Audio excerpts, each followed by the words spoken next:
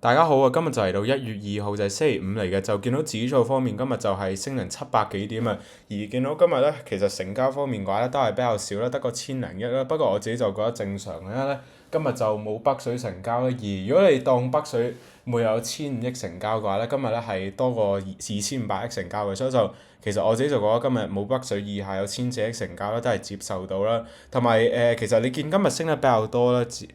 我覺得亦都係正常啦咧。好多時候，如果北水係喺呢個市場入邊嘅話咧，一嚟咧係流通性係會強咗啦，而係嘅市咧係難啲係升，或者你跌都同樣嘅。其實北水喺入邊咧，你嘅市咧係特別難跌嘅話咧，你市多咗流動性嘅話咧，其實你升又難啲啦，跌又難啲啦。而今日係冇北水以下嘅話咧，其實佢升得比較多啦，都係正常啦。所以就係咯，我自己就覺得整體指數方面嘅話咧都冇乜特別啊。不過咧就整體如果你話我嚟緊啲年嘅話咧，我都係睇好港股咧。我之前都講過啦，其實港股方面嘅話咧，我自己睇咧，港股係行牛市啊。而今年咧，我自己就年尾目標咧係睇佢上去3萬點以上啦。而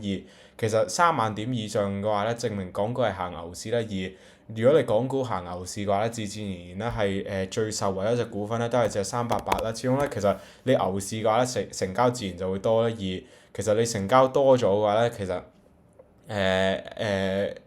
對388咧係會利好嘅，同埋其實你牛市方面嘅話咧，IPO 都會多咗啦，所以就都會利好隻388嘅，所以就我自己咧就覺得388方面嘅話咧都係會繼續利好啊，同埋咧就除咗388之外嘅話咧，我主要咧係暫時都係短炒方面嘅話咧，都係腳部署住隻2628啦，同埋咧就腳部署住啦2318嘅，即係啲內險股嘅。不過就如果話中長線少少嘅話咧，其實隻388咧我係睇得比較好嘅。美股方面嘅話咧，我都係個部署住嗰啲賭股啦，一隻就係 MGM 啦，MGM 倉位咧我係最大嘅，第二倉位最大咧就係隻 FLVT 啦，最細倉位咧就係隻 DKNG 嘅，因為咧 DKNG 風險都係比較大咧，始終咧佢業務方面嘅話咧都係比較集中美國啦，而其實佢好多時候咧都係受影響美國嗰啲即係佢措施嘅，即係咧地產美國如果係加賭啲稅嘅話咧，其實係會對佢係利淡啦，同埋特別係炒世界盃啊！如果佢世界盃嗰啲數字係麻麻地嘅話咧，其實咧隻 DKNG 咧有機會係會跌落去啊，同埋始終咧佢而家 DKNG 咧有少少日價喺度嘅，即係咧佢有少少 premium 喺度咧，而如果到時佢賭收係一般般嘅話，即係如果到時即係